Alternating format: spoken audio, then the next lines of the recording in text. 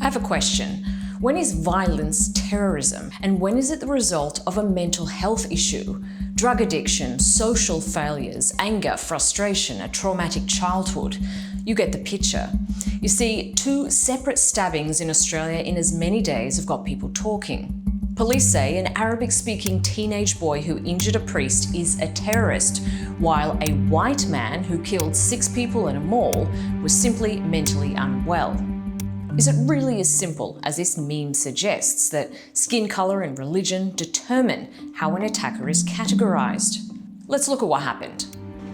On April 13, a man ran through a major Sydney shopping centre, the Westfield Mall at Bondi Junction, stabbing 18 people, most of them women, before police shot him dead.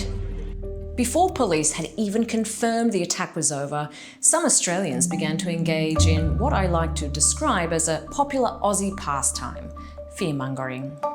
Breaking news. Right now, there is a major emergency unfolding. Was this a terrorist attack? The possibility of terrorism for police was compelling. A Jewish enclave against the backdrop of conflicts in the Middle East. Islamophobic, anti-immigrant, anti-Arab comments spread online as users speculated this man, dressed in the green and gold of Australia's National Rugby League team, was a Muslim terrorist.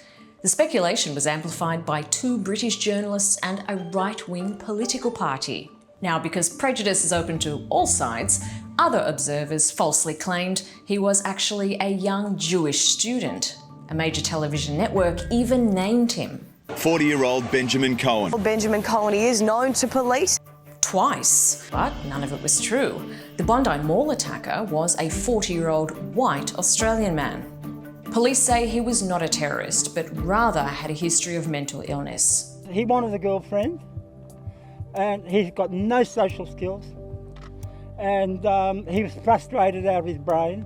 2 days later, a 16-year-old at a Sydney church service got up and stabbed a priest while his sermon was being live-streamed.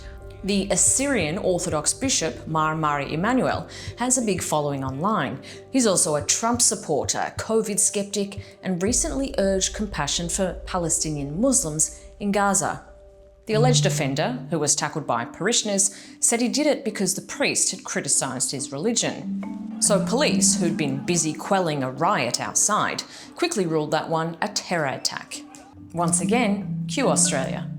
Terror. A terrorist act on home soil. Terror. Christianity and the West is under attack.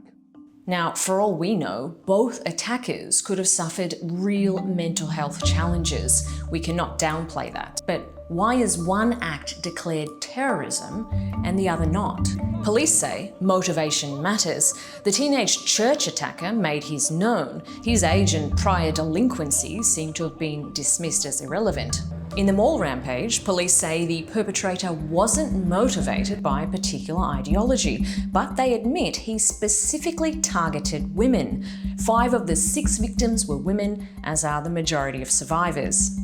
I think the one thing that I don't know if like's not the right word, but saving grace, it wasn't a terrorist attack. It wasn't like a Muslim against Westerners. It was just a mad, deranged person who has his personal vendetta. Yes, thank God his vendetta was only against women, that his supposed ideology was only misogyny, and according to police, he didn't cause terror.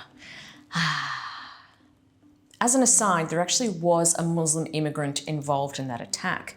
30-year-old Faraz Tahir, the Pakistani refugee, was a security guard at the mall, and he was murdered trying to save others.